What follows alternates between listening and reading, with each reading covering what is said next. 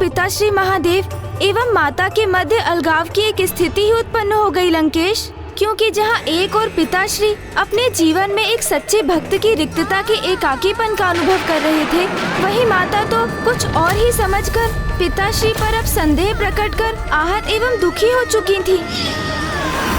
स्वामी, महादेव के ही किसी वचनों के कारण देवी पार्वती इतनी आहत हुई हैं। इसलिए मुझे ही उनके निकट जाकर उन्हें सांत्वना देनी होगी, अन्यथा सृष्टि संकट में आ जाएगी। एक विचित्र, एक अपूर्णता का आभास हो रहा है। मुझे अपना जीवन एकाकी प्रतीत हो रहा है, एकाकी प्रतीत हो रहा है। देवी पार्वती,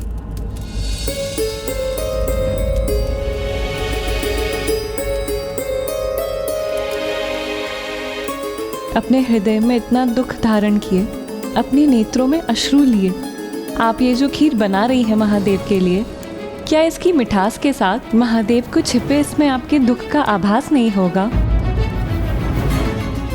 महादेव ने मुझसे जो वचन कहे, उनका श्रवण कर मैं कितनी दुखी हूँ, ये तो उन्हें भी ज्ञात होना चाहिए ना। महादेव ने मुझसे कहा कि मेरा सानिध्य प्राप्त करके भी उन्हें एकाकीपन का आभास है, उन्हें मेरे अतिरिक्त किसी अन्य की आवश्यकता है। ये क्या कह रही हैं आप देवी पार्वती? कहीं आपसे उन्हें समझने में कोई भूल तो नहीं हुई? हाँ देवी पार्वती, आपके अतिरिक्त महादेव किसी अन्य का विचार करे, ये कैसे संभव है? क्योंकि आप तो महादेव के हृदय में वास करती हैं और आपके अतिरिक्त एकमात्र देवी गंगा ही है जिन्हें अपने पावन जलधारा को पृथ्वी पर प्रवाहित करने हेतु महादेव की जटाओं में स्थित होकर उनके समीप रहने की अनुमति प्राप्त है।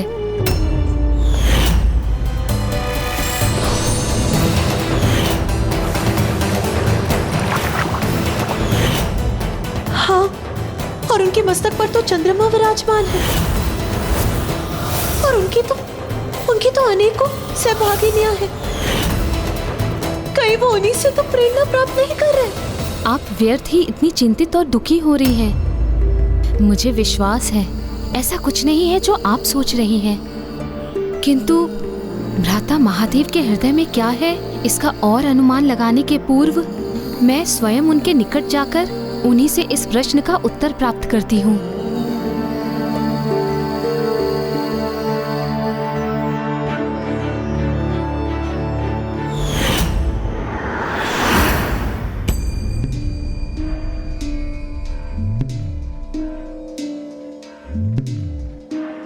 प्रणाम महादेव।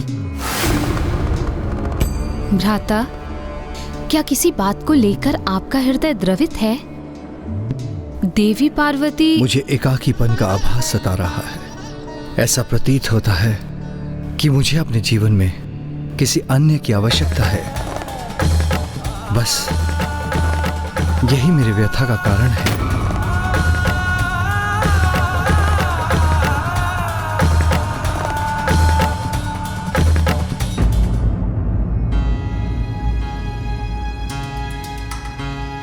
अर्थात ये सत्य है, महादेव किसी का साथ पाने के लिए इतने अधीर हैं। तो फिर ठीक है, मैं भी स्वामी को खीर का प्रसाद नहीं प्रस्तुत करूंगी।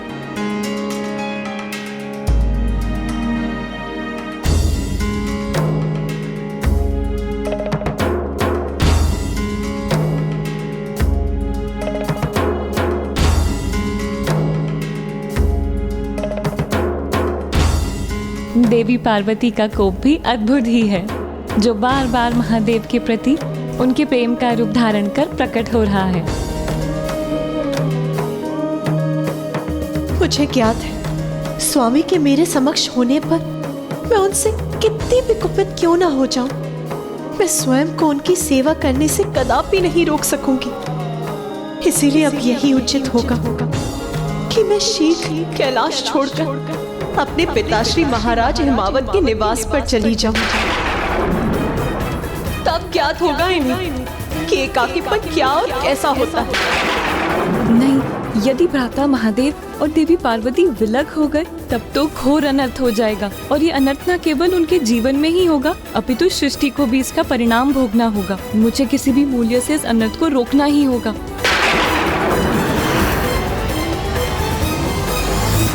ये स्थिति तो निरंतर विकट होती जा रही थी, क्योंकि कोई भी ये ज्ञात नहीं कर सका कि पिताश्री को तो मात्र अपने परम भक्त का सानिध्य प्राप्त करने की उत्सुकता थी, और उनकी उस मनोदशा को सभी समझने में असमर्थ हो रहे थे। हाँ गौरी पुत्र, वो एक ऐसी स्थिति थी जब नारायण और ब्रह्मदेव भी प्रभु की इच्छा को समझ नहीं पा रहे थे। प्रणाम नारायण, प्रणाम ब्रह्मदेव। अब तो आप दोनों को भी ये ज्ञात हो गया होगा कि यहाँ मेरी कैसी अवहेलना हुई है। अब आप दोनों ही बताइए, क्या अब मेरा एक पल भी यहाँ उपस्थित रहना उचित होगा? शांत हो जाइए देवी पार्वती, अपने क्रोध पर नियंत्रण रखिए। कभी कभी हमारे नेत्र जो देखते हैं वो सत्य नहीं होता, और ये भी तो हो सकता है कि महादेव द्वारा बोले गए शब्दों को समझने में आपसे कोई भूल हुई हो। आपने मात्र कुछ शब्द सुनकर इतनी तीव्र प्रतिक्रिया व्यक्त कर दी। मैं नारायण से सहमत हूँ। मुझे भी ऐसा प्रतीत होता है कि महादेव के शब्दों का अर्थ वो नहीं था जो आप समझ रही हैं। अच्छा, तो अब आप ही स्पष्ट कर दीजिए उनके शब्दों का तात्पर्य।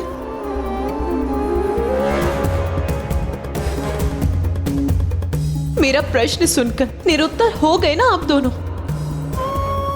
इस प्रकार शांत मत रहिए, समझाइए मुझे स्वामी के शब्दों का अर्थ। यदि आप भी कुछ कहने में असमर्थ हैं, तो फिर आप अपने भोलेनाथ को उचित ठहराने का प्रयास मत कीजिए। किंतु उन्हें ये कहने में तनिक भी संकोच नहीं हुआ कि मेरी उपस्थिति होने पर भी उन्हें एकाकीपन का आभास हो रहा है। तब तो मेरा यहाँ एक पल भी रुकने का कोई औचित्य नहीं।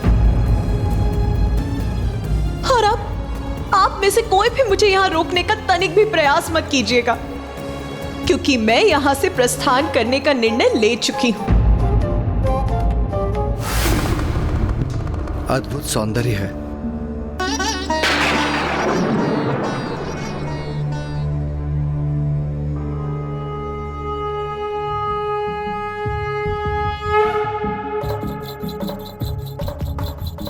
अद्भुत। दक्ष, तेजस्वी, एकाग्रचित्त एवं क्रियाशील, इनमें तो वो सभी गुण हैं जो एक परम रक्षक में होने चाहिए। इसलिए परम रक्षक श्री प्रभु हरि नारायण आपको अपने परम भक्त के रूप में गरुड़ का साथ प्राप्त है।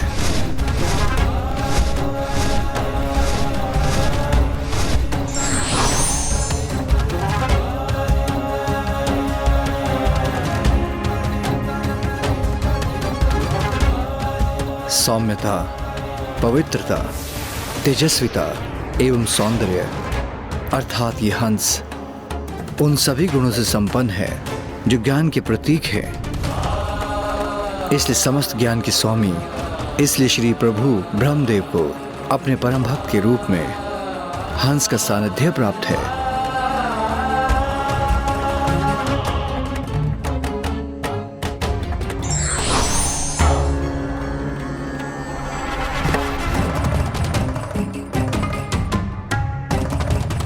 मुझे भी अपने जीवन में एक भक्त, एक सखा प्राप्त करने की इच्छा है जो साधारण, शांत एवं श्रद्धालु होने के साथ अनुपम हो, अनूठा हो और अन्य सभी से भिन्न हो।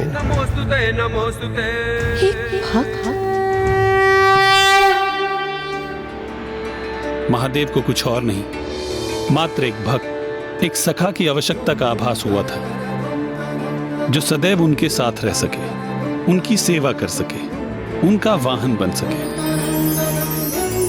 जैसे मेरे पास गरुड़ है और ब्रह्मदेव के पास हंसराज। अब जब सत्य उजागर हो ही गया है तो आपकी चिंता भी अवश्य दूर हो गई होगी देवी पार्वती। भोलेनाथ तो वास्तव में ही बहुत भोले, मुझे अपनी इतनी छोटी सी चिंता नहीं समझा सके।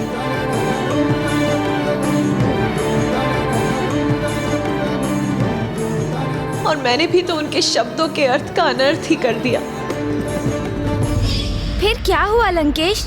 क्या नंदी जी का साथ प्राप्त करने के लिए मामी जी और मामा श्री हरि नारायण उनके सहायक बने? क्योंकि वो तो उनके लिए कुछ भी करने के लिए तत्पर थे। अवश्य तत्पर रहते थे, क्योंकि उन्हें भी तो समय समय पर प्रभु की सहायता की आवश्यकता होती है। किंतु हमें नारायण पर केंद्रित ना होकर मेरे प्रभु महादेव शिव शंकर शंभु की कथा में स्थिर रहना चाहिए। सत्य तो यह था कि उस समय नंदी जी को कोई ढूंढ कर नहीं ला सकता था, क्योंकि उनका उस समय तक जन्म भी नहीं हुआ था। उस समय तक जन्म भी नहीं हुआ। उस समय तक जन्म भी नहीं हुआ। उस समय तक जन्म भी नहीं हुआ। और आपके प्रिय मामा जी श्री हरि नारायण उस समय इस समस्या का समाधान ढूंढने में असमर्थ थे। वो तो मेरे पर पितामह ब्रह्मदेव थे, जिन्होंने इसका सुझाव दिया। हमें महादेव को उनकी इस अवस्था से बाहर निकालने के लिए उन्हें उनके परम भक्त से मिलवाना ही होगा। किंतु वो कौन है और कहाँ है जो महादेव के सखा बनने के योग्य है? महादेव के सखा तो वही हो सकते हैं जो महादेव के समान हो, किंतु शिव के अतिरिक्त इस समूचे संसार में ऐसा कोई नहीं जो संसार का भार संभाल सके। और फिर सखा तो वही होता है ना, जो बिना कुछ कहे अपने सखा के मन के भाव को ज्ञात कर सके। किंतु प्रभु भोलेनाथ के मन में क्या है, उनके अतिरिक्त कौन जान सकता है? अर्थात इस संपूर्ण घटनाक्रम का तो एक ही अर्थ है कि महादेव शीघ्र ही नवीन अवतार लेने वाले हैं।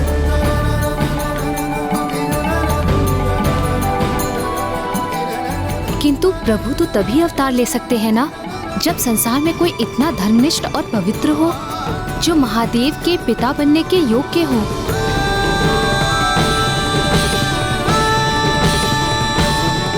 शिलाद, शिलाद, शिलाद, शिलाद। मुझे विश्वास है शिलाद इस सौभाग्य के योग्य है।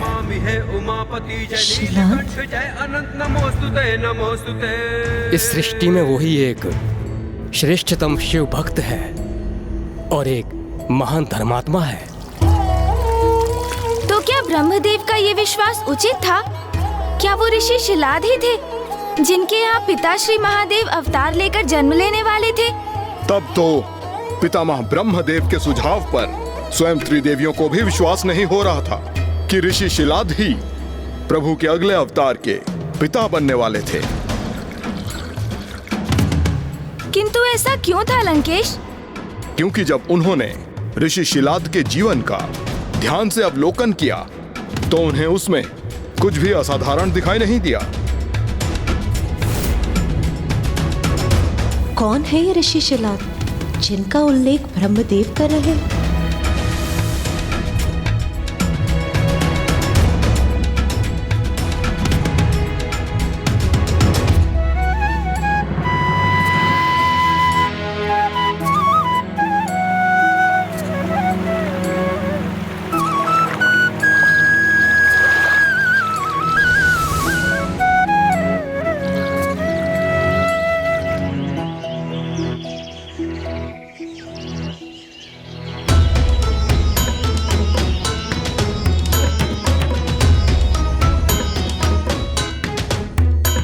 ब्रह्मदेव, ऋषि शिलाद में तो मुझे कुछ भी असाधारण नहीं प्रतीत हो रहा। फिर आप इन्हें धन कर्म में सर्वोच्च कैसे मान रहे हैं? इतने साधारण ऋषि प्रभु को अपने पुत्र रूप में प्राप्त करने के योग्य कैसे हो सकते हैं? उनका साधारण प्रतीत होना ही तो उनकी असाधारणता है।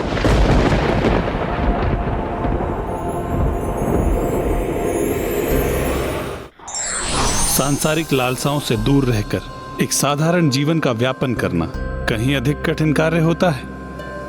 एक बार आप विस्तार से उनके जीवन के प्रत्येक क्षण को मेरी दृष्टि से देखिए।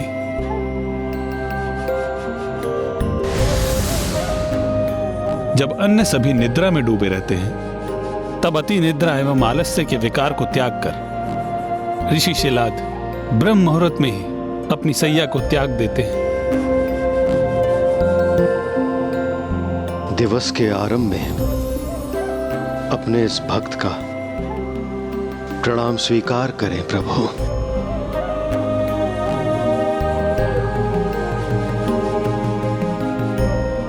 प्रणाम भूमि माता।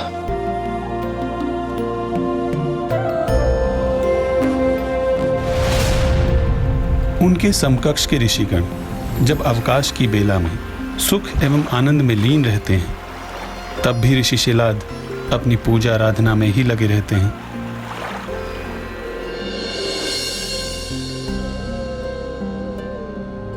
जब अन्य सभी मनोरंजन एवं आनंद प्राप्ति के प्रति आकर्षित होते हैं, ऋषि शिलाद ने किसी प्रकार के सांसारिक आनंद और न ही व्यर्थ विश्राम के विकार से प्रभावित होते हैं। उन्हें तो महादेव की पूजा में ही पूर्ण आनंद प्राप्त होता है।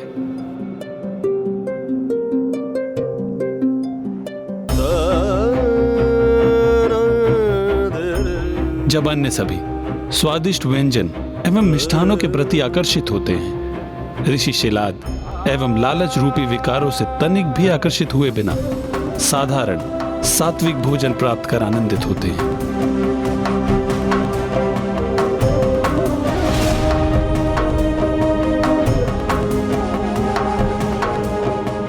ऋषिवर, कर्म धर्म ज्ञान सब व्यर्थ हैं। धन प्राप्ति में रुचि रखिए। यहाँ आइए, कदाचित आपका भाग्य आपका साथ दे जाए।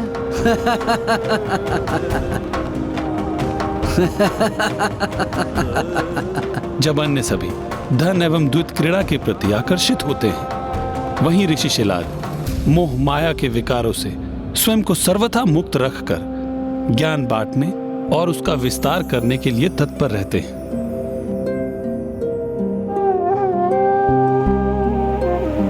हे प्रभु, मेरा संध्या वंदन स्वीकार करें।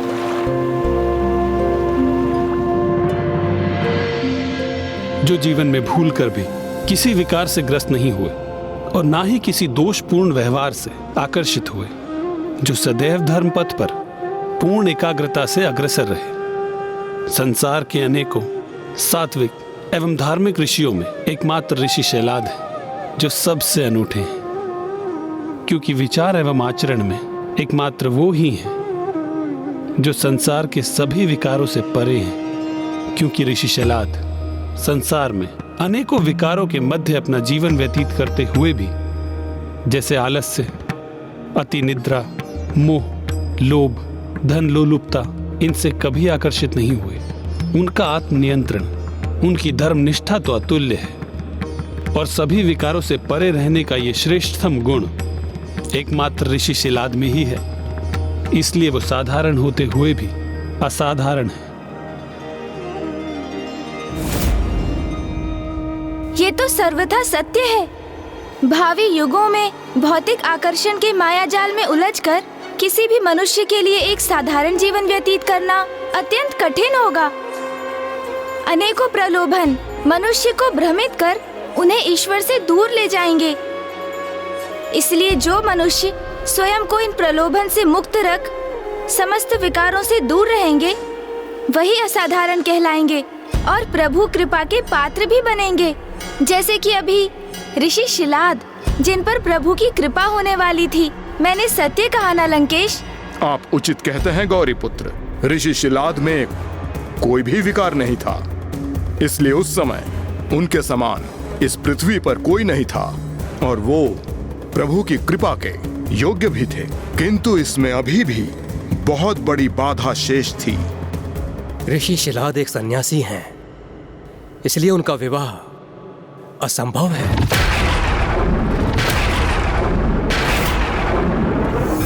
ब्रह्मदेव, फिर स्वामी ऋषि शिलाद के पुत्र के रूप में कैसे जन्म ले सकेंगे? इसका तो केवल एक ही उपाय है कि ऋषि शिलाद को महादेव की तपस्या कर उनसे वरदान प्राप्त करना होगा कि महादेव उनके यहाँ पुत्र के रूप में जन्म ले। किंतु प्रभु, एक सन्यासी ऋषि जिसने पूर्व ही अपने परिवार का परित्याग कर दिया हो, वो एक पुत्र की कामना क्यों करेगा? आप सर्वथा उचित कह रही हैं देवी लक्ष्मी, किंतु हमें फिर भी कोई उपाय तो अवश्य करना होगा जिससे स्वामी अवतार ले सके, क्योंकि स्वामी को इस अपूर्णता के भाव के साथ देखना मुझे कदापि स्वीकार नहीं है। तब तो हमें ऋषि शिलाद को संतान का महत्व समझाकर संतान प्राप्ति के लिए प्रेरित करना होगा। ब्रह्मदेव, आप देवराज इंद्र को आदेश दें कि वो स्वर्ग लोक में एक महायज्ञ का आयोजन करें और सभी ऋषि मुनियों को आमंत्रित करें, और शेष उपाय आप मुझ पे छोड़ दीजिए। श्री हरि नारायण की क्या युक्ति थी? वो क्या करने जा रहे थे लंकेश? चतुराई भरी योजना का निर्माण कर अपने कार्य को सिद्ध करना, यही तो नारायण सदैव करते हैं। किंतु हम नारायण की बात फिर से क्यों कर रहे हैं? मुझे तो मेरे प्रभु शिव शंकर शंभु की कथा पर ही स्थिर रहना है।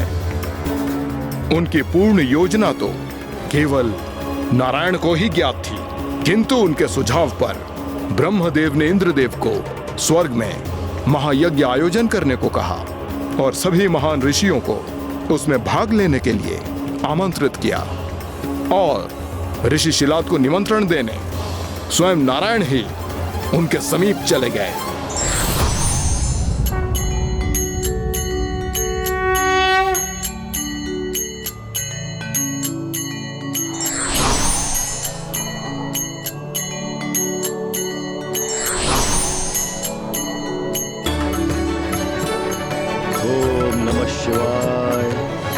ओम नमः शिवाय। ओम नमः शिवाय। ओम नमः शिवाय। ओम नमः शिवाय। ओम नमः शिवाय। ओम जय भोलेनाथ। ओम नमः शिवाय। कदाचित आप भी वहीं जा रहे हैं ना? कहाँ? मैं कहाँ जा रहा हूँ ऋषिवर? वहीं जहां सभी जा रहे हैं। किंतु ऋषिवर जहां सभी जा रहे हैं, मैं भला वहां क्यों जाऊंगा? और वैसे भी मेरे प्रभु ने मेरा पथ निश्चित किया है, मैं तो उसी दिशा में जाऊंगा। उचित है। फिर तो मैं कहूंगा कि स्वयं भोलेनाथ ने आपको आमंत्रित किया है। जी हां, आपको ज्ञात है आज स्वर्ग लोक में एक महायज्ञ होने जा रहा है, जहां सभी ऋषि मुनि आमंत्रित हैं, जहां सभी पुण्य आत्माएं प्रस्तुत होंगी। वैसे आप भी पुण्य आत्मा प्रतीत होते हैं। आपके जैसे धर्मात्मा का मिलना तो अत्यधिक कठिन कार्य है, इसलिए मैं कहूंगा कि आपको भी वहां जाना चाहिए, जहां सभी ऋषि मुनि एवं देवता एकत्रित हों। ऐसे स्थान पर जाना बड़े सौभाग्य से प्राप्त होता है। किंतु ऋषिवर, मुझे मेरे प्रभु से यही भेंट हो जाती है, उसके लिए मुझे कहीं जाने की आवश्यकता नहीं। आवश्यकता है ऋषिवर, क्योंकि कभी कभी हमारी नियति हमें ऐसे स्थान पर ले जाती है जहां हमारे धर्म के ज्ञान में वृद्धि होती है। और वैसे भी ज्ञानियों के मध्य तो महाज्ञान ही उजागर होता है ना। और मुझे तो पूर्ण विश्वास है कि प्रभु भोलेनाथ ने इस मंदिर में हमारे मिलने का संजोग इसी कारणवश बनाया था। मैं आशा करता हूं कि हमारी अगली भेंट स्वर्गलोक के महायज्ञ में ही होगी।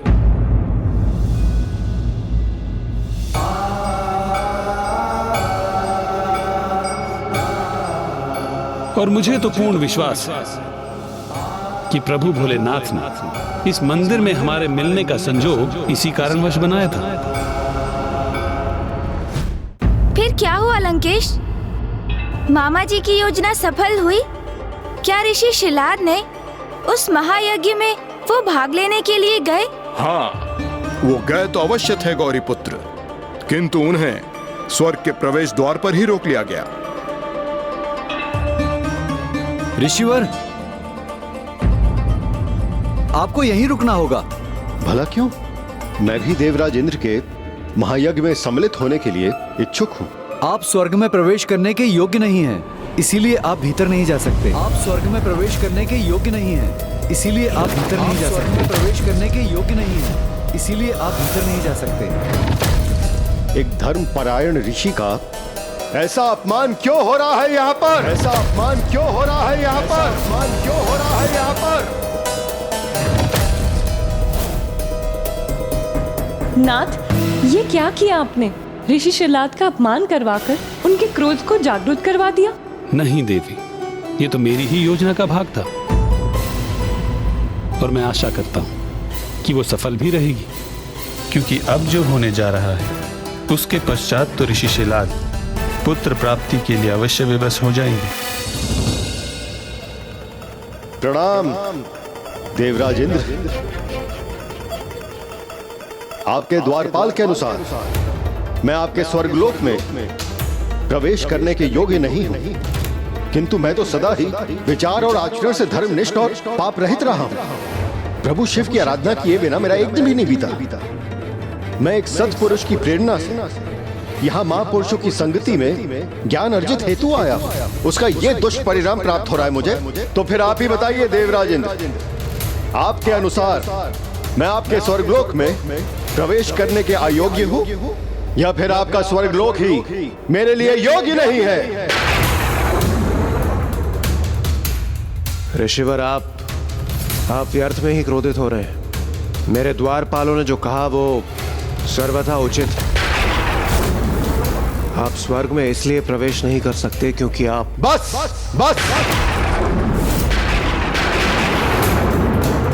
मुझे तो विश्वास नहीं हो रहा कि आप भी अपने द्वारपाल के कथन का समर्थन कर रहे हैं। ऋषिवर, दुर्भाग्यवश यही सत्य है।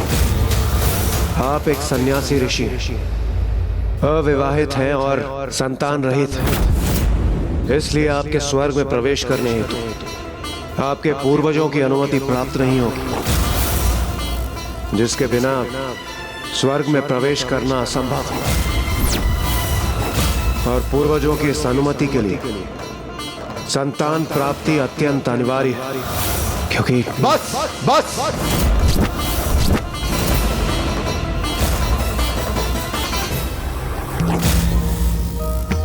तो ये है आपकी योजना भ्राता नारायण। इस प्रकार आप ऋषि शिलाद को संतान का महत्व समझाकर उन्हें संतान प्राप्ति हेतु महादेव के तप के लिए प्रेरित करना चाहते हैं। प्रतीत होता है नाथ कि आपकी ये योजना शीघ्र ही सफल होने जा रही है। अर्थात सदैव सत्य कर्म करने के बाद भी निसंतान होने के कारण मुझे स्वर्गलोक में प्रवेश प्राप्त नहीं होगा। हाँ ऋषिवर, मैं विवश संतान प्राप्ति के पूर्व स्वर्ग में आपका प्रवेश निषेध है। यदि यही स्थिर है देवराज इंद्र, तो मैं भी घोषणा करता हूँ कि मैं घोर तपस्या करूंगा।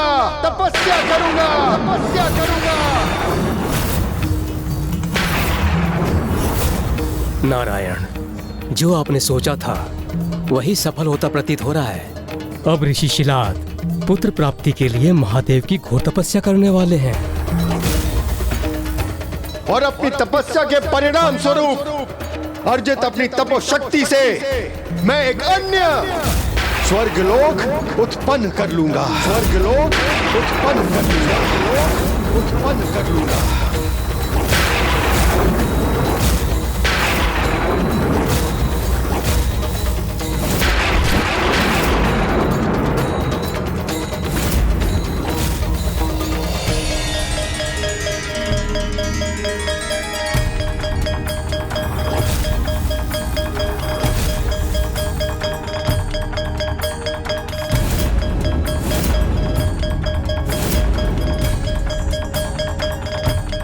आप एक सन्यासी ऋषि अविवाहित हैं और संतान रहित, इसलिए आपके स्वर्ग में प्रवेश करने आपके पूर्वजों की अनुमति प्राप्त नहीं होगी और पूर्वजों की इस अनुमति के लिए संतान प्राप्ति अत्यंत अनिवार्य है।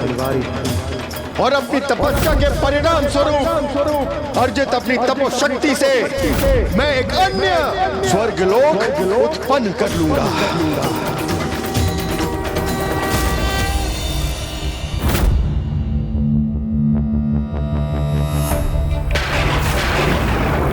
ओम नमः शिवाय, ओम नमः शिवाय, ओम नमः शिवाय, ओम नमः शिवाय, ओम नमः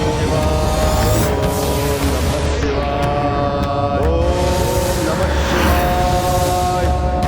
ओम नमः शिवाय, ओम नमः शिवाय, शिवाय।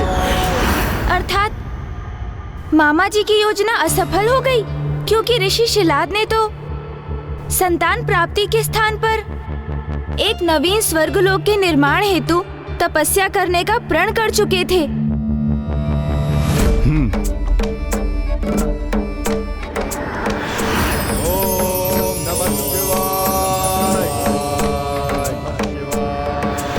सदा शांत और सौम्य प्रतीत होने वाले धर्मनिष्ठ ऋषि शिलाद, जिनके मन में देवराज के उन वचनों ने वज्रपात का कार्य तो अवश्य किया, किंतु उन वचन रूपी वज्रपात की अग्नि अब ऋषि शिलाद के व्रण के रूप में प्रस्फुटित होने जा रही थी, क्योंकि देवताओं ने यह सोचा भी नहीं था कि ऋषि शिलाद के साथ जो वो करने जा रहे थे उसका परिणाम उन्हीं पर भारी पड़कर वो समस्त सृष्टि के लिए संकट का एक कारण बन जाएगा।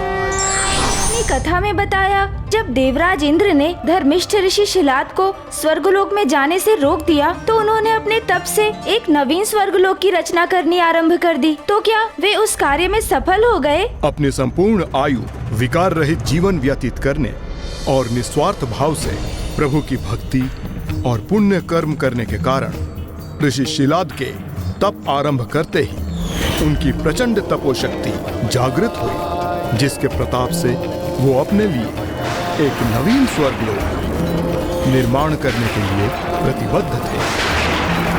ओम नमः शिवाय, ओम नमः शिवाय, ओम नमः शिवाय, ओम नमः शिवाय, ओम नमः शिवाय, ओम नमः शिवाय, ओम नमः शिवाय, ओम नमः शिवाय।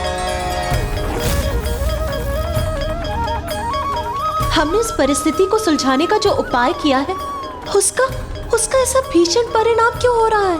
ऐसा तब तो ऋषि शिलाद को संतान की प्राप्ति के लिए करना चाहिए था, ना कि नवीन स्वर्ग के निर्माण के लिए।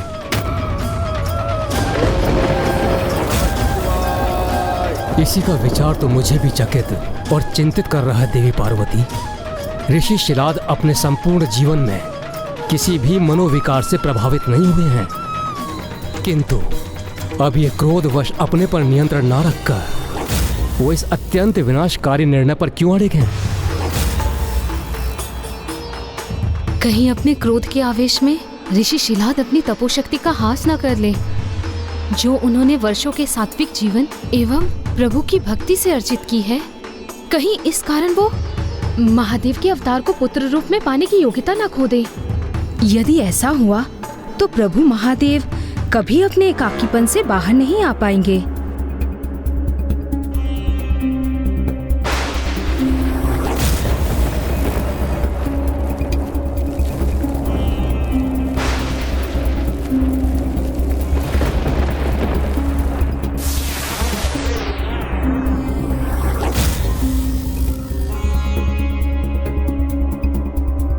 ऋषि शिलाद की तपोशक्ति में तो निरंतर वृद्धि हो रही है।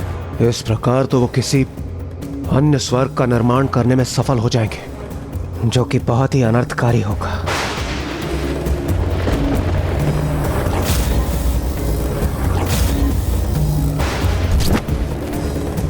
इस समस्या के समाधान हेतु मुझे देवराज इंद्र को कुछ स्मरण कराकर उन्हें ही क्रियाशील करना होगा।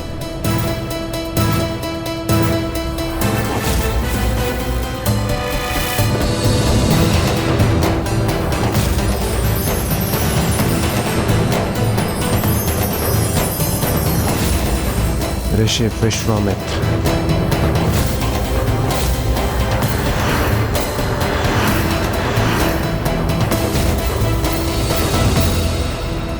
हाँ देवगण, ऋषि विश्वामित्र, यहाँ जो घटित हो रहा है उसका कैसा भीषण परिणाम हो सकता है, ये उनसे अधिक किसी और को ज्ञात नहीं हो सकता। जो अनर्थकारी निर्णय ऋषि शिलाद ने लिया है उसे परिवर्तित करने में केवल वो ही हमारी सहायता कर सकते हैं। किंतु इंद्रदेव, हमें सर्वथा सावधान रहना होगा, क्योंकि ऋषि विश्वामित्र अपने क्रोध के कारण पूरे जगत में विख्यात है। कहीं हमारी सहायता का अनुरोध हमारे लिए कोई नवीन विपत्ति न उत्पन्न कर दे।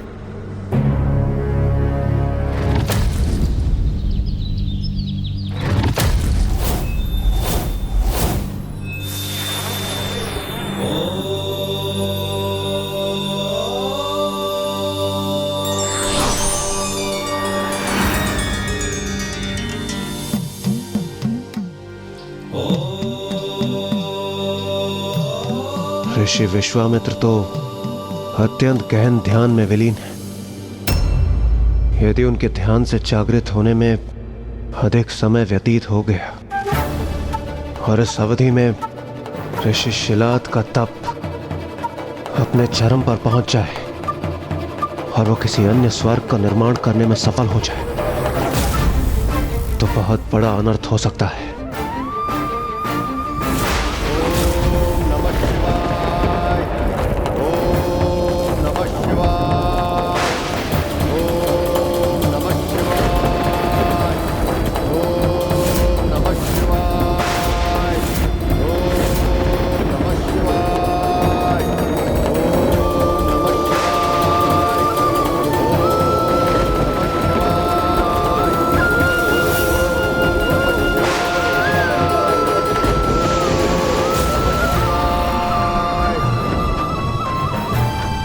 हमें तो अभी से इस नवीन स्वर्ग के दृश्य दिखाई देने लगे।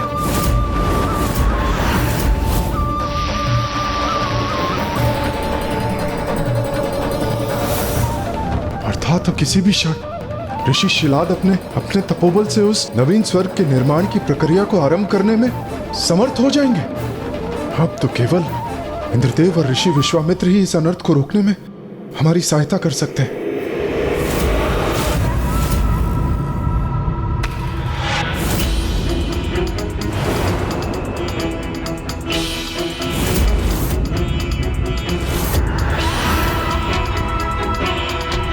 यदि मैंने ऋषि विश्वामित्र का तप भंग किया तो वो क्रोधित हो उठेंगे। इसलिए उचित यही होगा कि मैं ब्रह्मदेव से पूछ लूं कि अब हमें करना क्या चाहिए।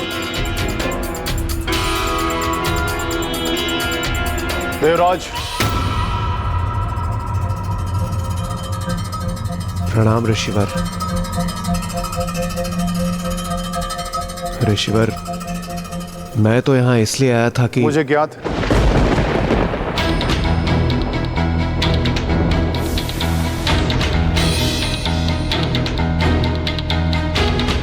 ऋषिवर, वो ऋषि शिलाद। मैंने कहा ना, मुझे ज्ञात है देवराज। आप यहाँ क्यों आए?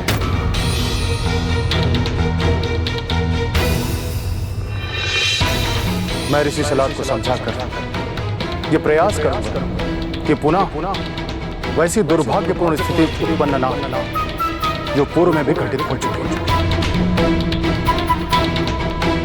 धन्यवाद ऋषिवर।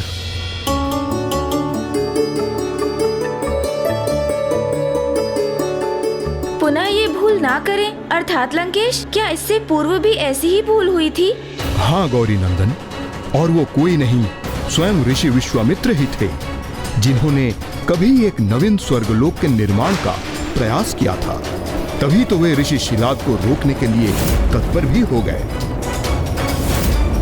ओम नमः शिवाय, ओम नमः शिवाय, ओम नमः शिवाय, ओम नमः शिवाय, ओम नमः शिवाय, ओम नमः शिवाय, ओम नमः शिवाय, ओम नमः शिवाय, ओम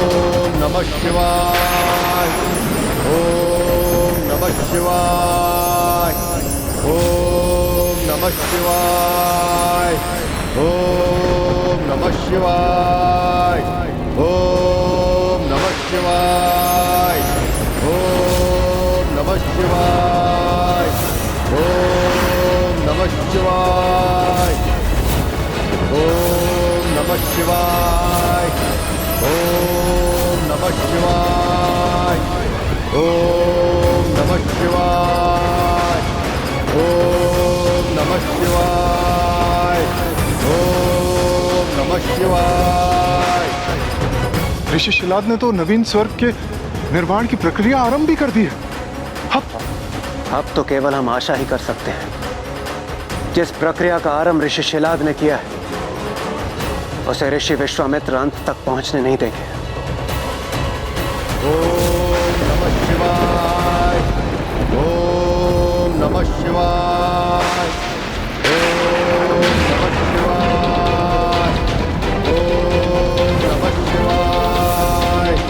ओम नमः शिवाय।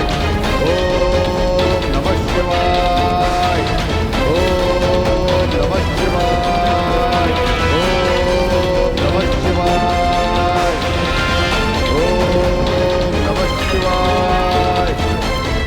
ऋषिवर, जो आप कर रहे हैं उसे रोक दीजिए। ओम नमः शिवाय।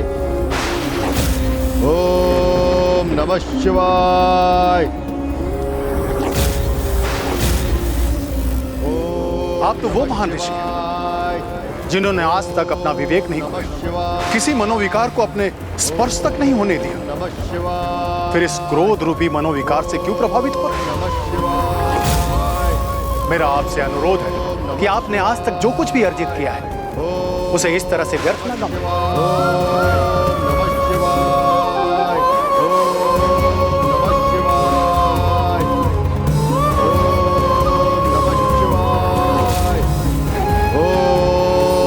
शिवाय।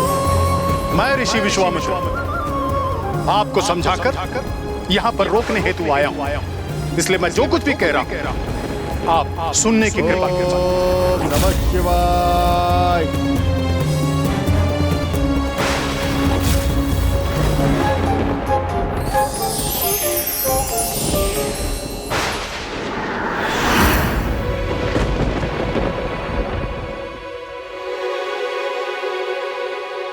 ऋषि विश्वामित्र, आप यहां? मेरा प्रणाम स्वीकार करें ऋषिवर। आप जो कुछ भी कर रहे हैं सर्वथा अनुचित है। अपने वर्षों की साधना से अर्जित तपोशक्ति को इस प्रकार व्यर्थ न गंवाएं। ऋषिवर, सत्य तो यह भी है कि मुझे स्वर्गलोक में प्रवेश करने से रोका गया। मेरा घोर अपमान हुआ है वहां, इसलिए ऋषिवर मैं क्षमा चाहता हूं।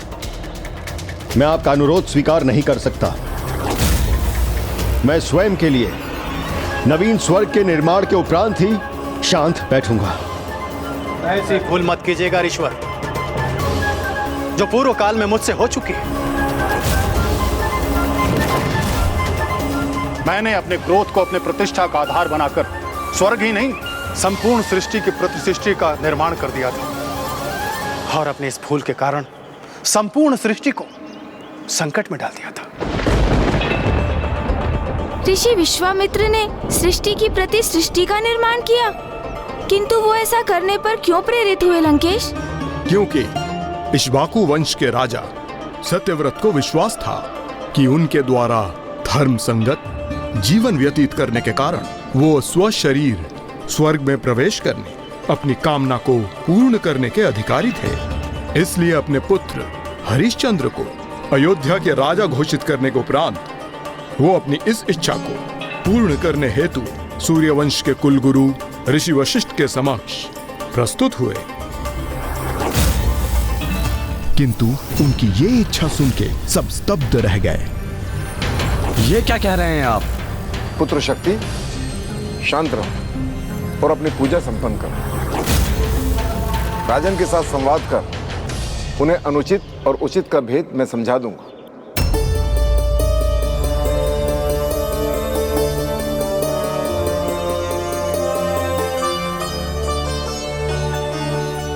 आप जो चाहते हैं वो मैं नहीं कर सकता राजन, क्योंकि आपकी इच्छा प्रकृति के नियमों के विरुद्ध है। किसी भी मनुष्य को सशरीर स्वर्ग लोक में प्रवेश करने की अनुमति नहीं है राजन। आपको सशरीर स्वर्ग लोक भेजकर मैं इस नियम का उल्लंघन कदापि नहीं करूंगा। मुझे ज्ञात है आप ऐसा अवश्य कर सकते हैं गुरुदेव।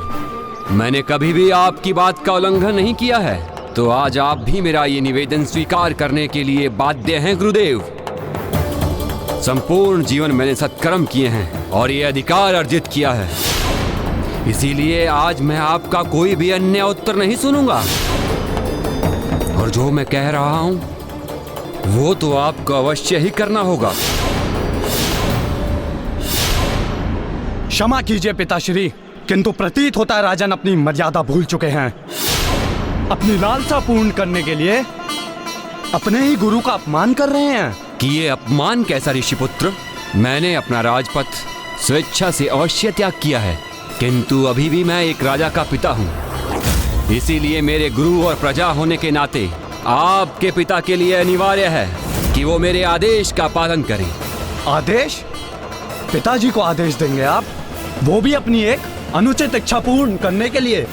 प्रतीत होता है राजन कि आपकी मति ही भ्रष्ट हो गई हो। ऐसी धृष्टता करने का अधिकार कैसे प्राप्त हुआ आपको? धृष्टा मैं नहीं, आप कर रहे हैं ऋषिपुत्र। स्मरण रखिए, मैं अभी भी एक राजा का पिता हूँ और मेरे लिए अपनी प्रजा को आदेश देना कदापि अनुचित नहीं है। राजा के आदेश का उल्लंघन घोर राजद्रोह होता है, इसीलिए मेरे आदेश को टालने का अपराध मत कीजिए गुरुदेव, अन्यथा क्या राजन?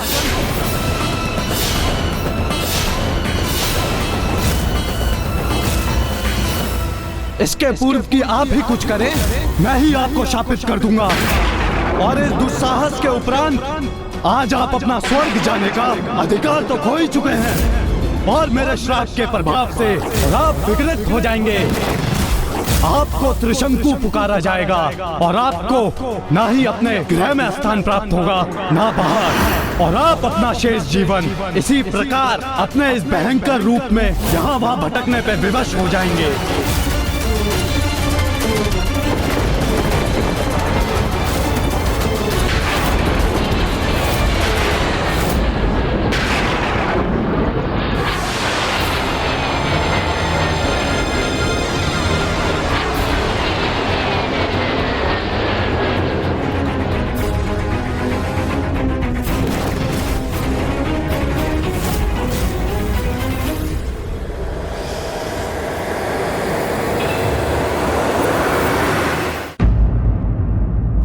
क्या हुआ लंकेश? क्या त्रिशंकु के रूप में महाराज सत्यव्रत अपने राज्य की सीमा से बाहर निर्जन स्थानों में विचरण करने पर विवश हो गए? हाँ, उनकी तो दुर्दशा का वर्णन करना भी कठिन है गौरीपुत्र, क्योंकि वो जहाँ जाते उनके विकृत रूप को देखकर उन्हें कोई पहचान नहीं पाता और वो सभी की घृणा, तिरस्कार एवं धुतकार के पात्र बनते। फिर इसी प्रकार एकाकी यहाँ वहाँ भटकते हुए उनकी भेंट ऋषि विश्वामित्र से हुई, जिनकी ऋषि वशिष्ठ के साथ प्रचंड प्रतिद्वंदिता थी और त्रिशंकु ने दोनों महर्षियों के मध्य इसी परस्पर द्वेष का लाभ उठाने का निर्णय लिया। रुकिए!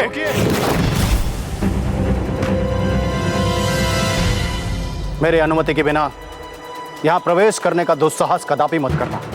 प्रणाम ऋषिवर। प्रतीत होता है कि आप भी मुझे इस रूप में पहचानने में असमर्थ रहे हैं।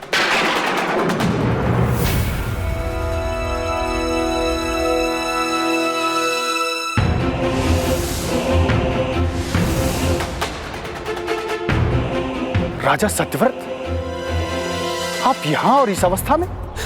ऋषिवर, ऋषिवर, देखिए मुझे। मैंने जीवन भर धर्म का पालन किया और जब मैंने स्वर्ग जाने की इच्छा प्रकट की तो देखिए मेरी क्या दुर्दशा कर दी। देखिए ऋषिवर, जब सभी मुझे पहचानने में असमर्थ थे, तब आपने अपनी दिव्य दृष्टि से मुझे पहचाना और इसलिए मुझे विश्वास है कि अब यदि मेरी कोई सहायता कर सकता है तो वो एकमात्र आप हैं। तो मुझ पर कृपा करके तो मुझे सशरीर स्वर्ग भेजने की कृपा करें ईश्वर। राजन, दुर्भाग्यवश ऐसा मैं नहीं कर सकता। नहीं नहीं, ऐसा कहकर मुझे निराश मत कीजिए, क्योंकि मैं तो आपके पास बहुत बड़ी आस लेकर आया था। नहीं राजन, आप जो मुझसे चाहते हैं वो कदापि संभव नहीं।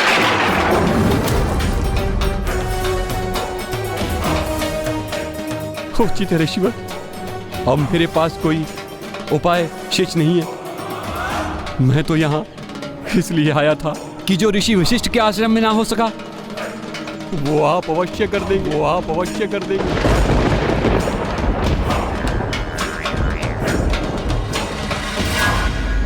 किंतु मुझे क्या ज्ञात था, जिस प्रकार ऋषि वशिष्ठ के आश्रम से हताश होकर मैं निकला था, उसी प्रकार निराश होकर महानतम ऋषि विश्वामित्र के आश्रम से भी प्रस्थान करना होगा।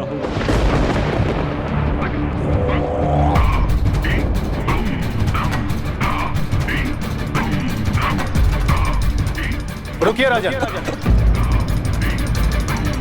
जो ऋषि वशिष्ठ के आश्रम में होता है वो मेरे ही आश्रम में कदापि नहीं होता। यहाँ पर आया हुआ याचक कभी निराश नहीं लौट सकता। मैं आपको वचन देता हूँ कि मैं सभी आवश्यक अनुष्ठान करूंगा और आपको सशरीर स्वर्गलोक प्रवेश करूंगा। इसीलिए तो ये मान्यता सर्वथा उचित है कि कभी किसी के प्रति द्वेष की भावना के साथ कुछ नहीं करना चाहिए, अन्यथा उसके मन में स्थित ये द्वेष का भाव स्वयं उसकी ही हानि करने पर बाध्य कर देता है। लीजिए लंकेश, जल ग्रहण कीजिए।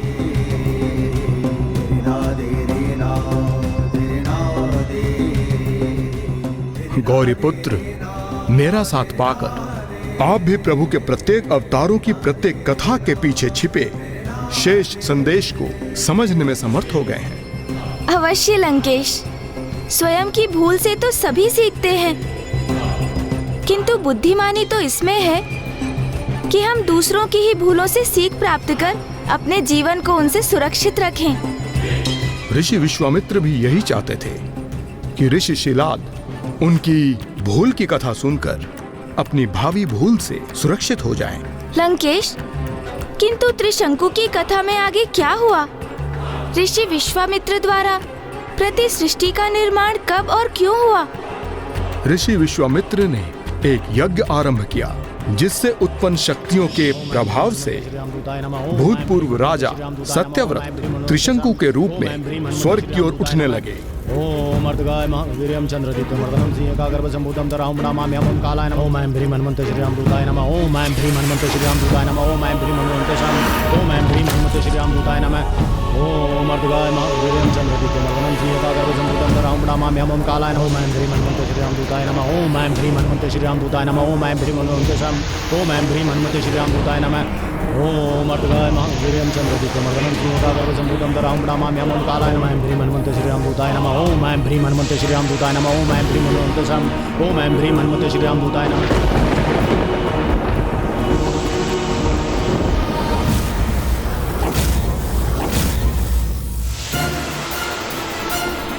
ये क्या कोई अनुमति लिए बिना ही स्वर्ग लोक में प्रवेश करने का प्रयत्न कर रहा है? नहीं वायुदेव, यह अवश्य किसी की तपोशक्ति से उत्पन्न कोई प्रवेश द्वार है, जिसके माध्यम से कोई स्वर्ग के भीतर आने का प्रयास कर रहा है।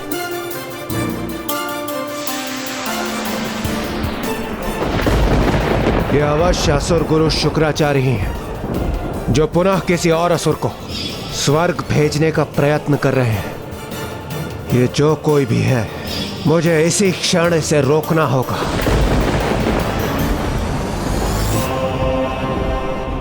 और इस प्रकार देवराज इंद्र सहित सभी देवगण त्रिशंकु को स्वर्गलोक में प्रवेश करने से रोकने के लिए तत्पर हो गए। अब जहां एक ओर समस्त देवगण किसी भी प्रकार से त्रिशंकु को रोकने के प्रयास में थे, तो वहीं दूसरी ओर ऋषि विश्वामित्र किसी भी दशा में त्रिशंकु को स्वर्गलोक भेजने के लिए अडिग थे। और फिर इसी द्वंद्व के परिणाम स्वरूप त्रिशंकु मध्य में ही स्थित होकर अधर में ही उलझ गए। जिससे वो कभी ऊपर जाए तो कभी नीचे चले आते।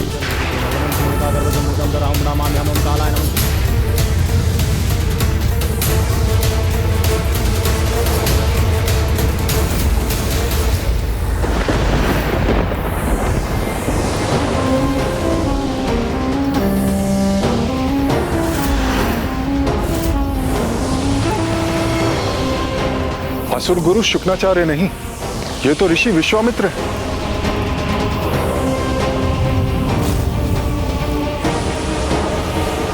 ओम ऐं ह्रीं हनुमते श्री रामदूताय नमः। ओम ऐं ह्रीं हनुमते श्री रामदूताय नमः। ओम ऐं ह्रीं हनुमते श्री ओम ऐं ह्रीं हनुमते श्री रामदूताय नमः। ओम अर्धगाय महावीर्यं। हे महर्षि, हमें आपसे कोई द्वेष नहीं है और हम आपके विरुद्ध कदापि नहीं जाना चाहते, किंतु इस समय हम एक बहुत ही बड़े धर्म संकट में हैं। हम किसी भी मनुष्य को सशरीर स्वर्ग में प्रवेश करने की अनुमति कदापि नहीं दे सकते। इसलिए आपसे निवेदन है, आप अभी और इसी क्षण अपने इन प्रयासों को रोक दें। देव राजेंद्र, मैंने त्रिशंकु को वचन दिया है कि ऋषि वशिष्ठ के समान उसे अपने आश्रम से निराश नहीं लौटने दूंगा। मैं उसे सशरीर स्वर्गलोक अवश्य पहुंचाऊंगा। मेरा वचन और उसकी मर्यादा कदापि भंग नहीं होने दूंगा। यदि आप उसे अपने स्वर्गलोक में आने की अनुमति नहीं दे सकते तो मैं एक नवीन स्वर्गलोक ही नहीं, एक नवीन सृष्टि अर्थात सृष्टि की प्रतिसृष्टि का निर्माण करूंगा, जिस पर उसी का एक छत्र राज्य होगा, जिस पर उसी का एक छत्र राज्य होगा।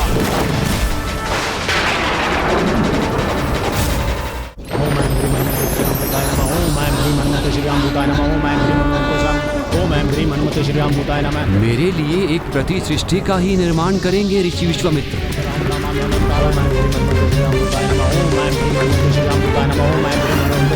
ओम ऐं ह्रीं हनुमते श्री रामदूताय नमः। ओम अर्धगाय महावीर्यं चंद्रदीप्तमर्दनं सिंहकागर्भसम्भूतं धरां नमाम्यहं ओम कालाय नमः। ओम ऐं ह्रीं हनुमते श्री रामदूताय नमः। ओम ऐं ह्रीं हनुमते श्री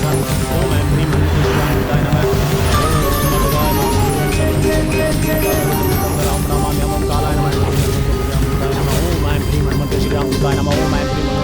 ऋषि विश्वामित्र ये कैसा नाटक कर रहे हैं?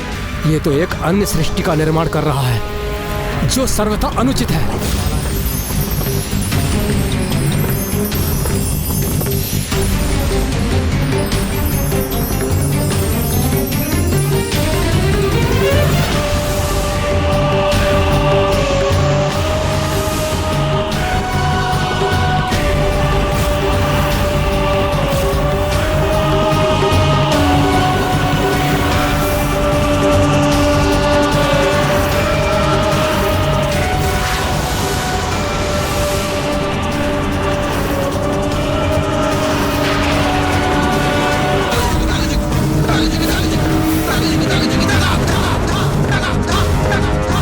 देवगण,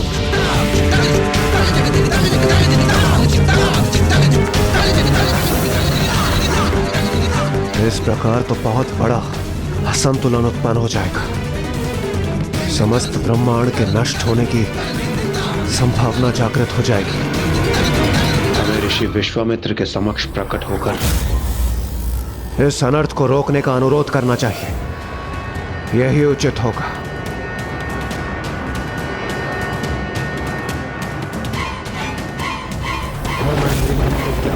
ओम ऐं ह्रीं हनुमते श्री रामदूताय नमः। ओम ऐं ह्रीं हनुमते ओम ऐं ह्रीं हनुमते श्री रामदूताय नमः। ओम अर्धगाय महावीर्यं चंद्रदीप्तमर्दनं सिंहकागर्भसम्भूतं धरां नमाम्यहं ओम कालाय नमः। ओम ऐं ह्रीं हनुमते श्री रामदूताय नमः। ओम ऐं ह्रीं हनुमते ओम ऐं ह्रीं हनुमते श्री रामदूताय नमः। ओम अर्धगाय महावीर्यं चंद्रदीप्तमर्दनं सिंहकागर्भसम्भूतं। हे ऋषिवर, हे धर्मात्मा, हमारे समस्त दोषों को क्षमा कर दीजिए और इस अनर्थ को होने से रोक दीजिए। ऋषिवर, हमारा आपसे कोई विरोध नहीं। हम तो त्रिशंकु को सशरीर स्वर्ग में प्रवेश करने से केवल इसलिए रोक रहे थे क्योंकि वो धर्म विपरीत होने के साथ साथ उसका स्वर्ग में प्रवेश करना सृष्टि के नियमों के विपरीत होगा। अपने वचन पे अडिग रहना मेरा कर्तव्य है। मैं अपने वचन से कभी पीछे नहीं हटता। और ना ही कभी हटूंगा। ऋषिवर, भला ऐसा कोई भी कार्य आप कैसे कर सकते हैं जिसका आधार ही धर्म का विरोध हो? हे ऋषिवर, किसी भी मनुष्य का सशरीर स्वर्ग लोक में प्रवेश करना तो सर्वथा अप्राकृतिक है। इसलिए प्रकृति के विरुद्ध कुछ न हो, वही प्रयास कर रहे थे हम। ऋषिवर, प्रति सृष्टि का निर्माण वास्तविक सृष्टि के लिए महासंकट उत्पन्न कर देगा। आप अपने हट पर स्थिर रहने के लिए समस्त सृष्टि को नष्ट करने की संभावना प्रकट मत कीजिए ऋषिवर।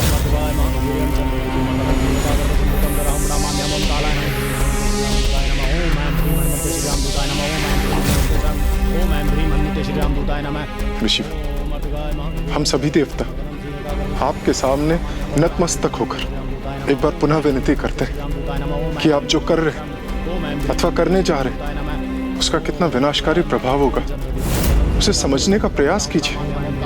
अपने तपोबल को ऐसे सृष्टि के नियमों का उल्लंघन करने में व्यर्थ मत कीजिए।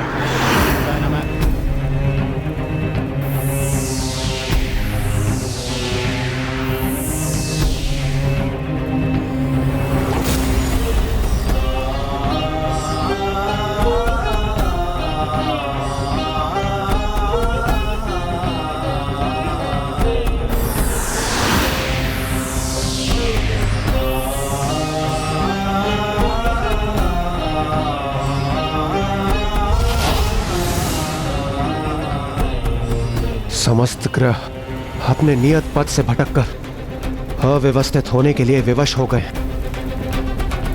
क्या ये सृष्टि के रचयिता ब्रह्मदेव का अपमान नहीं होगा? एक ऐसा अनर्थ कर दिया मैंने, किंतु मेरे पास दूसरा कोई विकल्प भी तो नहीं था। अपने वचनानुसार मुझे त्रिशंकु को स्वर्गलोक भेजना ही था। अब जो हो गया उसे परिवर्तित नहीं किया जा सकता।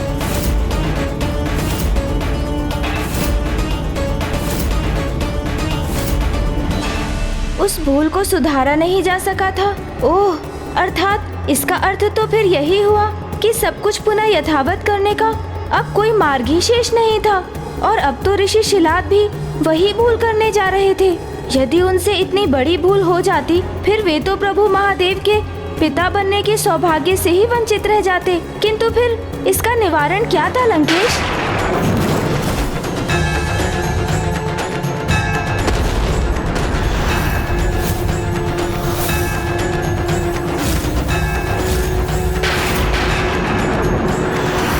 क्या ये सृष्टि के रचयिता ब्रह्मदेव का अपमान नहीं होगा? ये कैसा अनर्थ कर दिया मैंने, किंतु मेरे पास दूसरा कोई विकल्प भी तो नहीं था। अपने वचनानुसार मुझे त्रिशंकु को स्वर्गलोक भेजना ही था। अब जो हो गया उसे परिवर्तित नहीं किया जा सकता।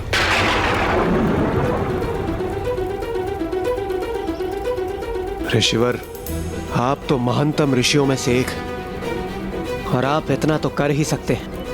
ये नवीन सृष्टि वास्तविक सृष्टि के क्रियाकलापों में कोई हस्तक्षेप न कर पाए। इसका तो अब एक ही उपाय है। त्रिशंकु अपने नवीन स्वर्गलोक से अपने नवीन सृष्टि पर अपना आधिपत्य स्थापित करे, जिसे आज से त्रिशंकु की सृष्टि कहा जाएगा।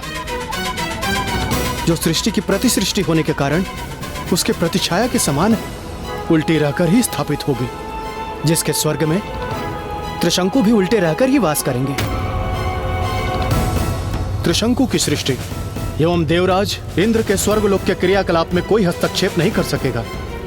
और यह सब सुनिश्चित करने के लिए मैं अपने शेष तपोबल से त्रिशंकु की सृष्टि का इतना सुदृढ़ घिराव कर दूंगा, और जिसके कारण वास्तविक सृष्टि एवं त्रिशंकु की सृष्टि में संपर्क होना असंभव हो जाएगा।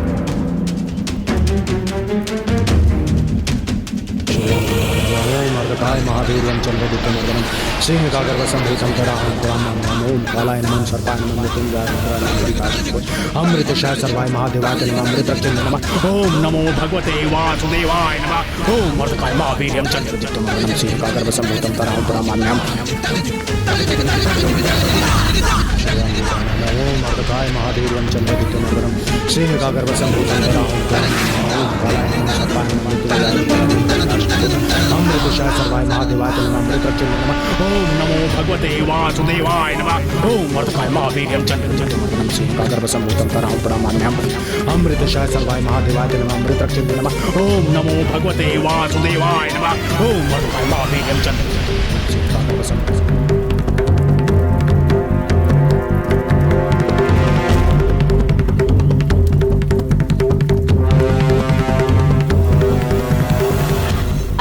अंततः दोनों की ही हानि हुई।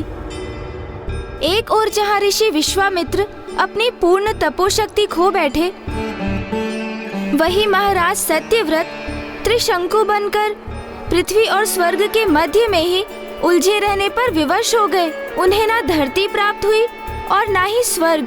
इसीलिए ये तो स्पष्ट है कि ना क्रोध से किसी का कोई भला हुआ है और ना ही किसी के प्रति कोई द्वेष रखने से। और एक दिवस तो ऐसा भी आएगा लंकेश, जब मनुष्यों को वास्तविक फल एवं वनस्पतियों और उनके प्रतिरूपों के मध्य बड़ी सावधानी से भेद करना होगा। अन्यथा वास्तविक के स्थान पर लंकेश उन्हें फल और वनस्पतियों के भी प्रतिरूप ही प्राप्त होंगे। आप उचित कहते हैं गौरीपुत्र। जो भूल उनसे हुई पुनः वही भूल ऋषि शिलाद से ना हो, इसलिए ऋषि विश्वामित्र ने अपनी संपूर्ण कथा विस्तार से ऋषि शिलाद को सुनाया। मैंने अपने हट से स्वयं को क्षति पहुंचाई। ब्रह्म ऋषि होते हुए भी धर्म के, प्रकृति के और ब्रह्मदेव के विरुद्ध चला गया और अपने वर्षों की साधना से अर्जित तपोशक्ति का हास कर बैठा। और ये तो संयोग है। प्रतिसृष्टि के निर्माण के उपरांत मुझ में कुछ तपोबल शेष था, अन्यथा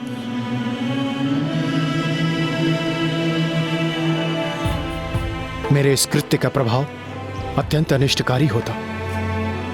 बहुत बड़ा अनर्थ हो जाता, सृष्टि का ही विनाश हो जाता।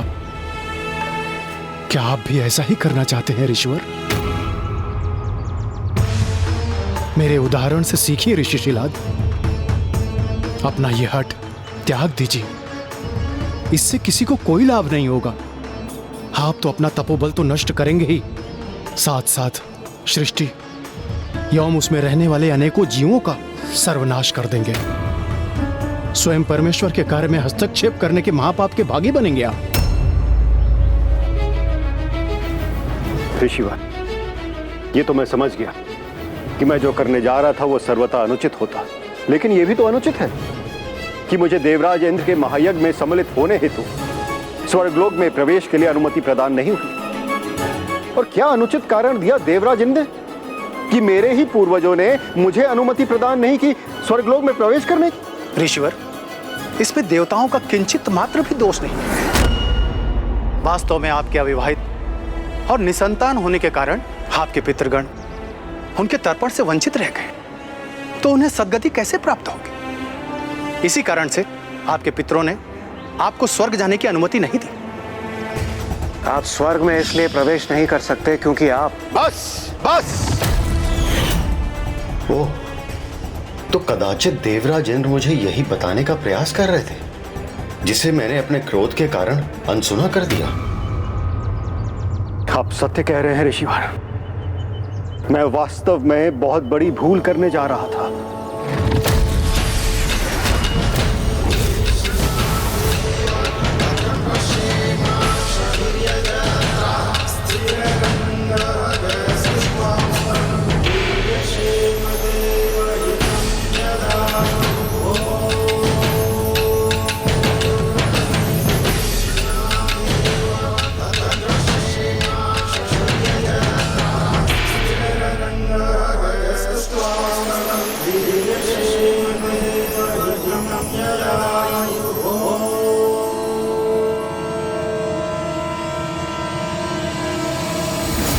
ऋषि विश्वामित्र ने इस अनर्थ को होने के पूर्व ही रोक दिया।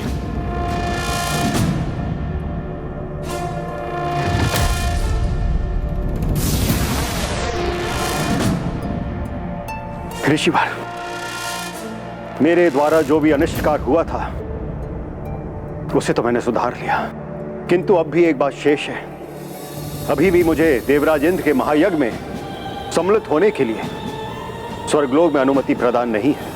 उस अवस्था में अपनी इच्छा की पूर्ण करने और अपने पूर्वजों की सद्गति सुनिश्चित करने के लिए आपको विवाह कर अपने संतान की उत्पत्ति करनी होगी। अब हमारी योजना सफल होती हुई प्रतीत हो रही है। अब ऋषि शिलाद पुत्र प्राप्ति के लिए वो तप करने वाले हैं जिससे उन्हें महादेव के रूप में वो पुत्र प्राप्त होगा जो स्वयं महादेव के अन्य भक्त एवं सखा बनेंगे। किंतु ऋषिवर, मैंने तो अपना संपूर्ण जीवन प्रभु की सेवा करने के लिए समर्पित किया है। यदि मैं किसी कन्या से विवाह करता हूं तो ये उसके प्रति अन्याय होगा ऋषिवर। लेकिन सत्य तो यह भी है कि मैं अपने पूर्वजों को भी कष्ट नहीं पहुंचा सकता। इसीलिए आप मेरी इस दुविधा को दूर करने का उपाय सुझाइए। विवाह किए बिना संतान प्राप्ति कैसे करें? जब हमारे सामने ऐसी विकट समस्या उपस्थित हो और हमें कोई उपाय ना सूझ रहा हो तो एकमात्र महादेव ही पथ प्रदर्शक बनकर हमें उचित मार्ग सुझाते हैं। मैं आपका संकेत समझ गया ऋषिवर। मैं अपने प्रभु महादेव की आराधना करूंगा, क्योंकि वही एक है जो मुझे वरदान स्वरूप संतान प्रदान कर सकते हैं। और संतान प्राप्ति के लिए मैं प्रभु महादेव की यही तपस्या करूंगा।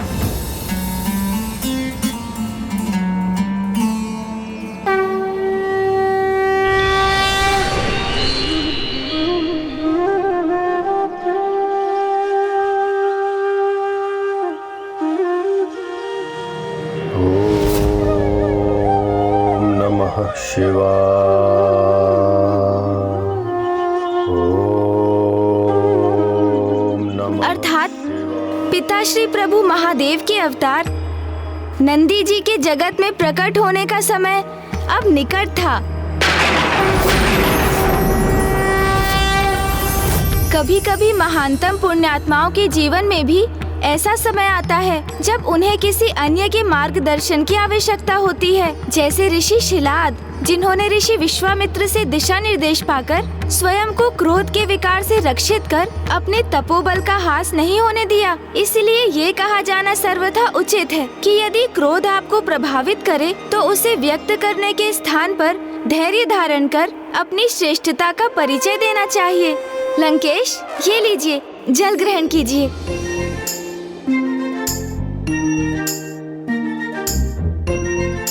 चतुर गणेशा। गौरी पुत्र, ऋषि शिलाद का वो समय आ गया था जब उन्हें उनकी श्रेष्ठता, योग्यता एवं तपोशक्ति को सबके समक्ष प्रमाणित करना था। नमः शिवाय। सुगंधिं पुष्टिवर्धनम् उर्वारुकमिव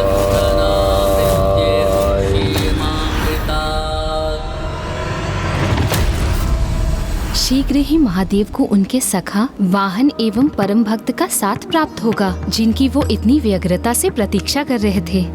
किंतु उससे पूर्व ऋषि शिलाद को अपनी तपस्या से महादेव को प्रसन्न कर ये प्रमाणित करना होगा कि वास्तव में वही महादेव के अवतार के पिता बनने के योग्य हैं। ओम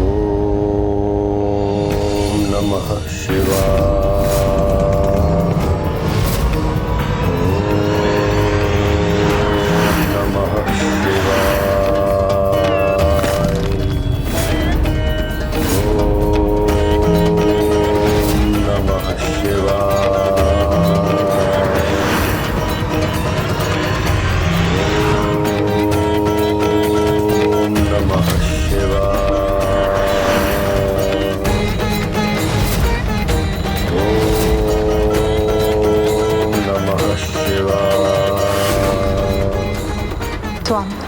मुझे आशा है हमने जिन धर्मात्मा ऋषि का चुनाव किया है वो आपके अवतार को अपने पुत्र रूप में पाने की सर्वथा योग्य है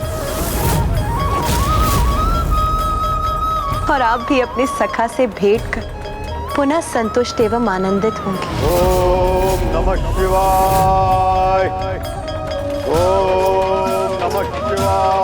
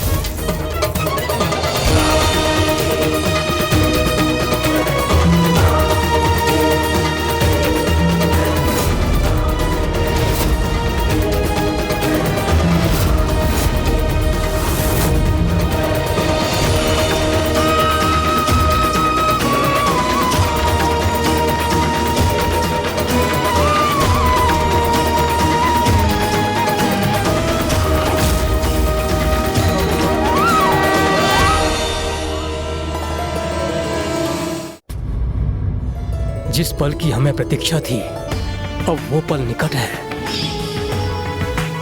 महादेव अब ऋषि शिलाद के निकट पहुंच गए, अर्थात शीघ्र ही वो ऋषिवर को वरदान देंगे और हमारे सभी प्रयास सार्थक होंगे।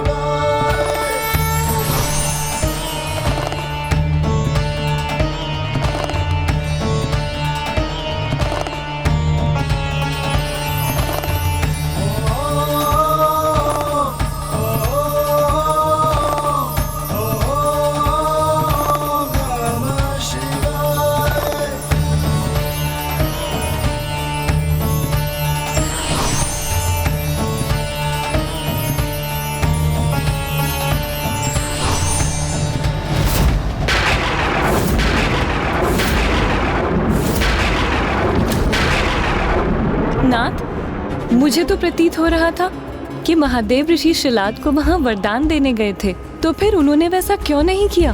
वो ऋषिवर को वहाँ से वरदान दिए बिना क्यों लौट गए? आपके इस प्रश्न का उत्तर तो मुझे भी ज्ञात नहीं है देवी लक्ष्मी।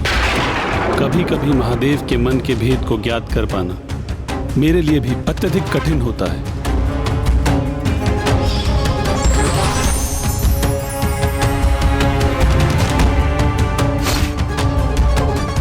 स्वामी का ऋषि शिलाद को वरदान न देना किसी बात का संकेत है? उनके तप को संपन्न करने में इतना विलंब क्यों कर रहे हैं स्वामी?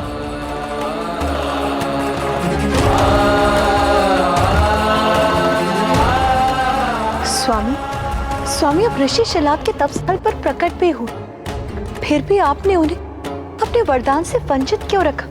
क्या आप उन्हें उनके तप का मनोवांछित फल प्रदान नहीं करना चाहते? क्या वो आपकी कृपा के पात्र के योग्य नहीं स्वामी? प्रिय,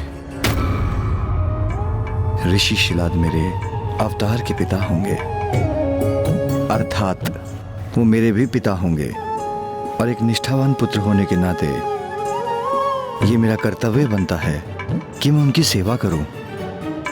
इसलिए मैं उनकी सेवा करने के लिए वहां प्रस्तुत हुआ था, उनके लिए छांव उत्पन्न करने गया था।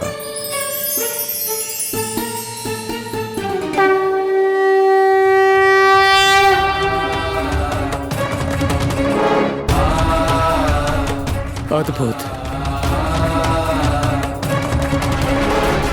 ये तो महादेव की ही कृपा का प्रमाण है। स्वामी, मैं तो आपके मुख उस सौम्य मुस्कुराहट देखने के लिए ललायत हूँ जो आपके मुख सदा स्थित रहती। इसलिए अब और विलंब मत कीजिए स्वामी, क्योंकि आपको इस प्रकार व्याकुल देखना मेरे लिए असहनीय है स्वामी। मैं आपकी व्यथा समझता हूँ देवी। मैं स्वयं भी ऋषि शिलाद को दर्शन प्रदान कर वरदान देने के लिए तत्पर हूँ, किंतु विधि के नियमों के विरुद्ध तो मैं भी नहीं जा सकता। जब तक मेरा भक्त तप करके एक निश्चित अवस्था में पहुंचेगा, तभी मेरा उन्हें दर्शन देना उचित होगा। आप मेरा विश्वास कीजिए, मैं उस क्षण की प्रतीक्षा कर रहा हूं जब ऋषि शिलाद अपने तप से इस योग्यता को प्राप्त करेंगे। और इस प्रकार ऋषि शिलाद अपने घोर तप में लीन हो गए। किंतु इसी क्रम में प्रभु महादेव द्वारा रोपित किया गया बेल का वो पौधा एक बेल वृक्ष में परिवर्तित होकर ऋषि शिलाद को छांव भी प्रदान करता रहा। ऋषि शिलाद का वो घोर तप एक लंबी अवधि तक चलता रहा और फिर एक दिवस स्वयं प्रभु महादेव उन्हें उस तप का फल देने उनके समक्ष प्रकट हुए।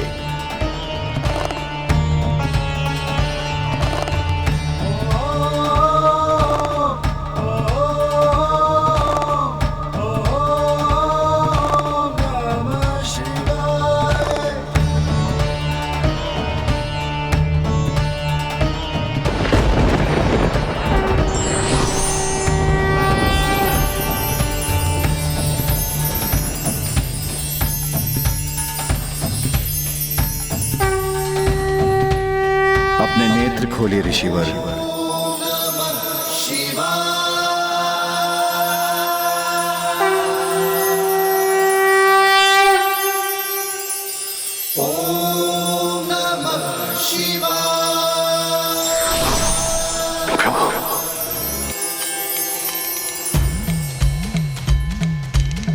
प्रभु, प्रणाम प्रभु। उठिए ऋषिवर, कहिए क्या वरदान चाहते हैं आप?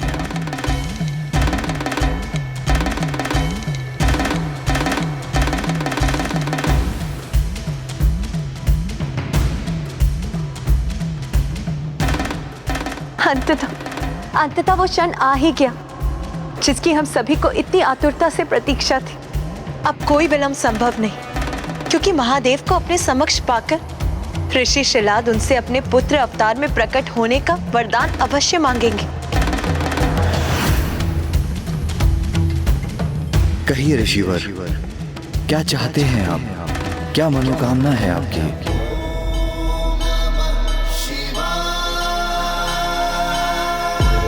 अब बोल भी दीजिए ऋषिवर, मांग लीजिए प्रभु महादेव से पुत्र प्राप्ति का वरदान। बताइए ऋषिवर, इस कठोर तप के पीछे आपका क्या उद्देश्य था? प्रभु, मुझे तो कुछ भी स्मरण नहीं है।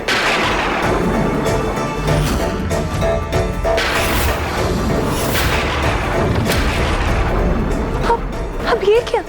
अब ये कैसी नवीन समस्या उत्पन्न हो गई? प्रभु, मुझे तो इस तप का उद्देश्य ही स्मरण नहीं। मेरी मनोकामना मेरी स्मृति से कहीं दूर छुप गई है। भ्राता नारायण, कुछ कीजिए। अंततः कहीं ऐसा ना हो कि ऋषि शिलाद महादेव से कोई वरदान ही ना मांगे। प्रभु, मैं तो आपके दर्शन मात्र से ही तृप्त हो गया। मेरी समस्त इच्छाएं, मेरी समस्त मनोकामनाएं सब के सब आपके दर्शन पाते ही पूर्ण हो गई। इसके अतिरिक्त मैं और क्या चाहूंगा आपसे प्रभु?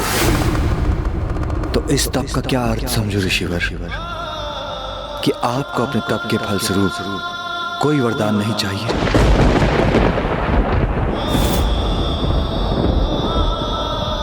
अब तो पुनः आपको कोई उपाय करना होगा नारायण।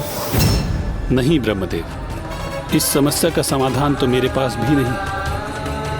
इस समस्या का समाधान मात्र वाणी की देवी देवी सरस्वती के पास है।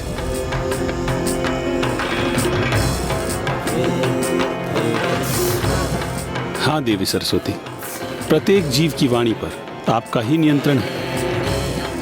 आप जिसकी जीवा पर आरूढ़ हो जाएं, उसके पश्चात वो वही कहता है जो उपयुक्त है, जो उसे कहना चाहिए। हाँ प्रभु, मुझे आपसे कुछ और प्राप्त नहीं करेगा।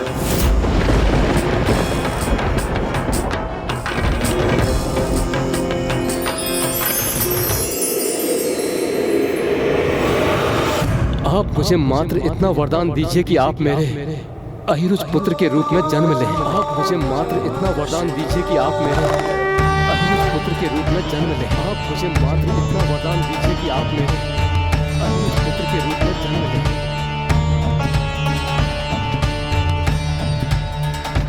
तथास्तु, तथास्तु, तथास्तु। धन्यवाद प्रभु, धन्यवाद। अब आप जाइए ऋषिवर और जाकर उस यज्ञ की तैयारी कीजिए, जिसके परिणाम स्वरूप आप मेरे अवतार को पुत्र रूप में प्राप्त करेंगे।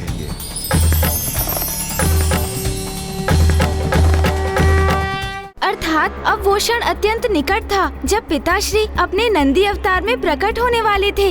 हाँ गौरी पुत्र, उनके तप के उपरांत प्रभु के सुझाव पर ऋषि शिलाद तत्काल ही उस यज्ञ की तैयारी में जुट गए।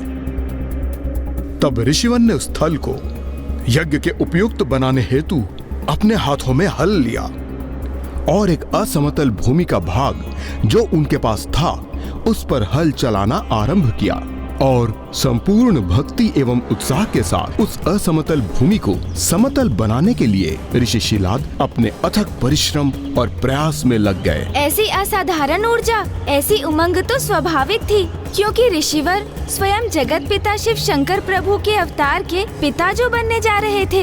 अब यहाँ ऋषि शिलाद और वहाँ कैलाश में प्रभु के साथ नारायण, ब्रह्मदेव और त्रिदेवियां भी उस शुभ पल के आगमन के लिए अत्यंत आतुर थे।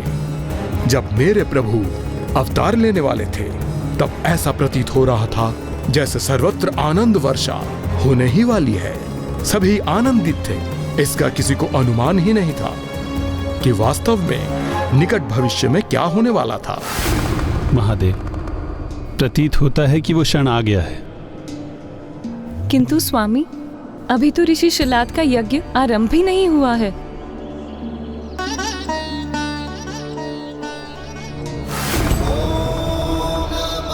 जिस भक्ति और निष्ठा से वो यज्ञ की तैयारी कर रहे हैं, जिस प्रकार कठोर श्रम कर वो उस स्थल को यज्ञ के उपयुक्त बना रहे हैं, वो एक यज्ञ के समान ही है। और श्रद्धा भाव से किया गया कोई भी परिश्रम एक यज्ञ जैसा ही होता है। श्रद्धा विहीन किया गया कोई भी यज्ञ एक साधारण कार्य होने तक ही सीमित रह जाता है, निरर्थक हो जाता है।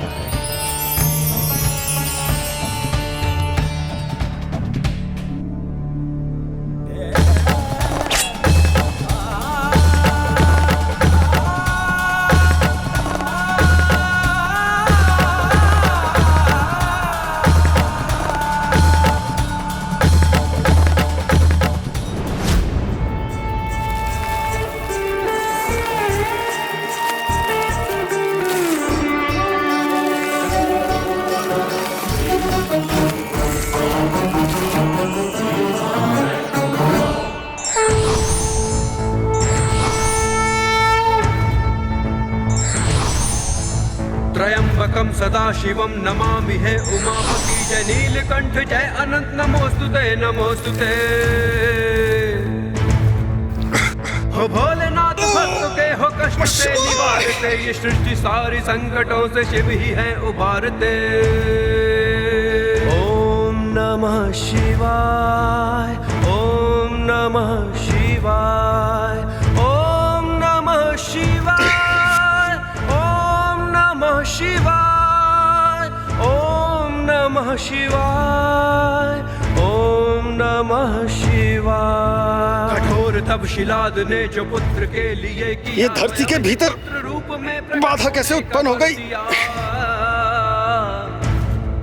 जो भी बाधा हो मैं उसे अवश्य दूर करूंगा। आनंदमय हो आपको नाम नंदी का दिया।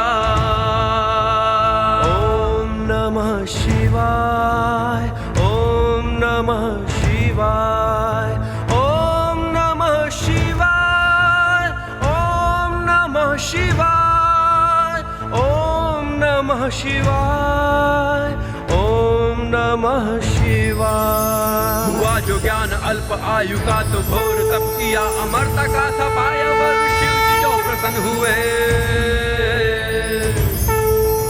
अडिग हो अपने लक्ष्य से, मृत्युमय से मुक्त हो, अधिपति गणों के बन के आज भी नियुक्त हो। ओम नमः शिवाय, ओम नमः शिवाय, ओम नमः शिवाय, ओम नमः शिवाय, ओम नमः शिवाय, ओम नमः शिवाय। ओम यद्गुहं परमं लोके सर्वरक्षाकरं नृणाम् यन्य कस्यचिदाख्यातं तन्मे ब्रूहि पितामहः।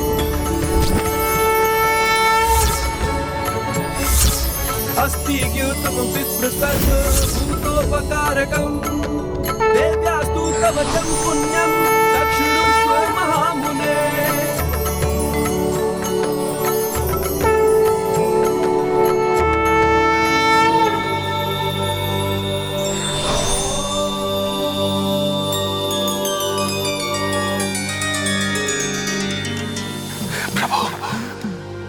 पिताजी, पिताजी, पिताजी, पिताजी, पिताजी। कितना अनुपम, कितना दिव्य दृश्य है ये। पिता पुत्र का ये दिव्य मिलन तो सर्वथा अद्भुत है।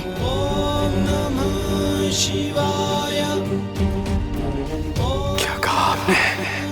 पिताजी,